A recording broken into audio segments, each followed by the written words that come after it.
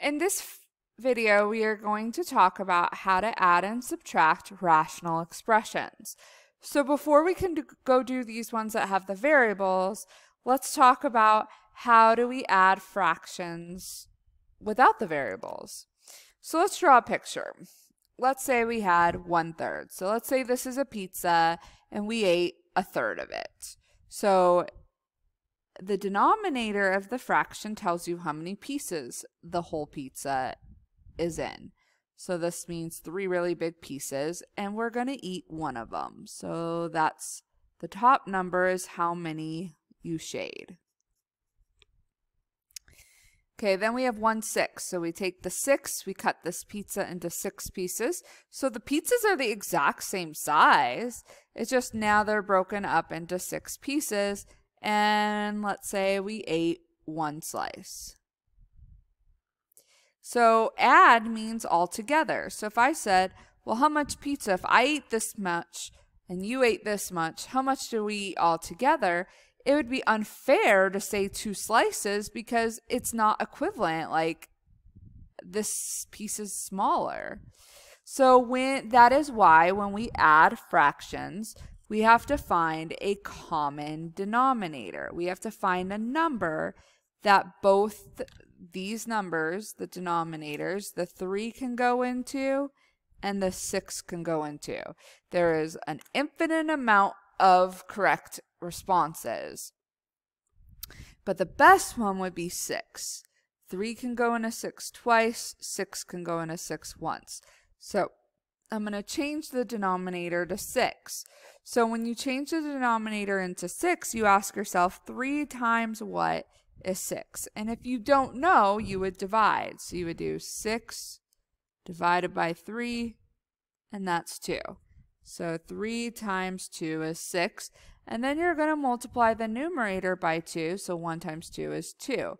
Now, again, I just made the denominator 6, but keep in mind that 2/6 is 1/3. So this is another way to say this with just a bigger denominator, but the whole fraction is still 1/3. So what this is saying is if I take each of these pieces and make them into 2, so if I cut this now into 2 pieces, and this into 2 pieces, and this into 2 pieces, now they're the same. So this one doesn't have to change because it's already a 6. So now it's 2/6 plus 1/6. Now you could say we ate 3 slices, and the denominator is what the pieces are, what the size of the pieces, which is 6. And then 3/6, so when you have fractions, after you add or subtract them, then you simplify them completely. So 3 divided by 3 is 1, 6 divided by 3 is 2. So we get a half, that we ate together half of a pizza. So if you think of this piece right here, filling in this piece here, that is half of a pizza. Okay, so when you're adding and subtracting fractions, you must find a common denominator. And this is why, with just regular old numbers, why you need to find a common denominator. So now we're going to be able to do these problems the same way. So I wanted to make sure you understood with regular numbers, and then we're going to do the same thing here. So if you take a look at numbers 1 through 4, I started off, they all have a common denominator. Then in problems 5 and on, they will not. So let's just make sure we understand what to do when the fractions already have a common denominator. So again, when the denominators are the same, it stays because it's just telling you the size of the pieces. So it's going to stay x plus 3 because they match. And then we just add or subtract the numerator. So we're going to add these. So 4x plus 2x is 6x. And then we see if anything can divide from the numerator and the denominator. So in other words, that was section 7.1 notes. And to simplify fractions, you have to have everything factored and then see if anything crosses out. So these are glued together and this is glued together, and you can't cross this x out with this x because this plus 3 is there. They have to match. So this is our final answer. There is nothing we can do here. Okay, so over here the denominators are already the same, so hopefully you're excited about that.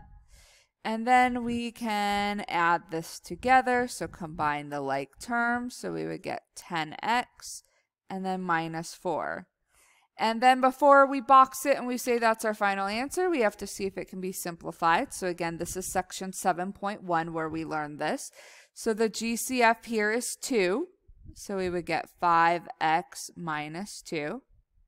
And then the GCF here is 2. And we would get 4x minus 3, because when we multiply this through, we get this. And then monomials with monomials can be simplified. So those two divided by 2 right here, that makes 1. And we're just left with 5x minus 2 over 4x minus 3 as our final answer.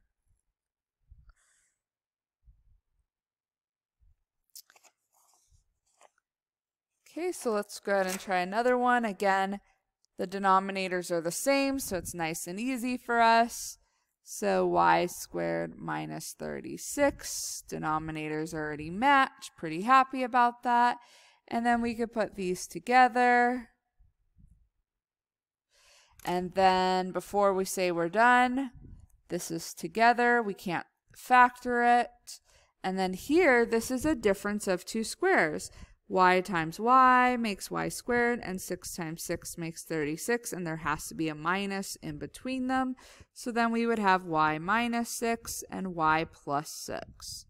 And then these would divide out and make 1, so we're left with 1 over y plus 6.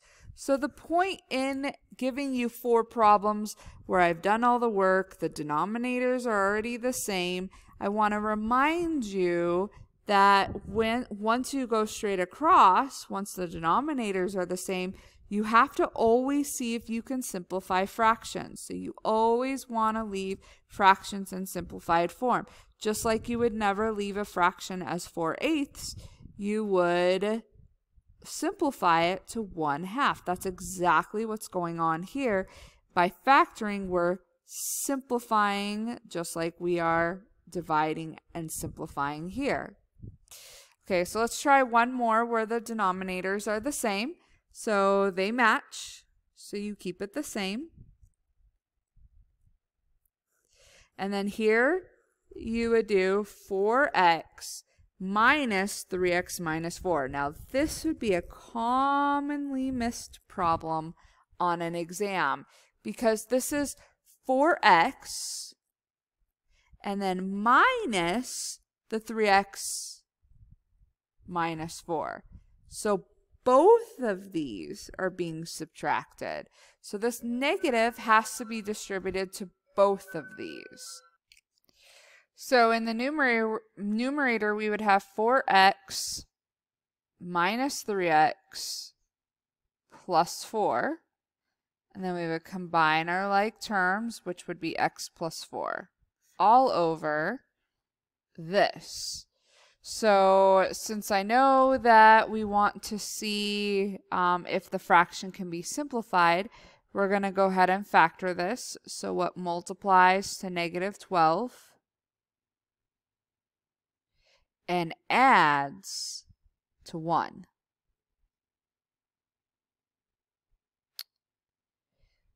So it has to add to a positive, so the bigger number's positive, so the smaller number's negative to multiply to a negative.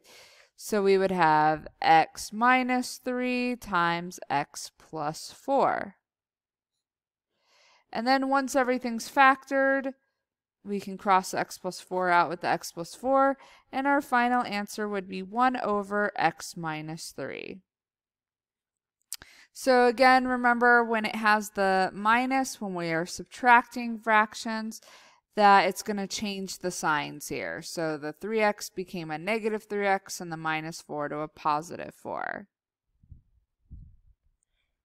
In the next In video 2 of this lesson, we will talk about how to make the denominators the same.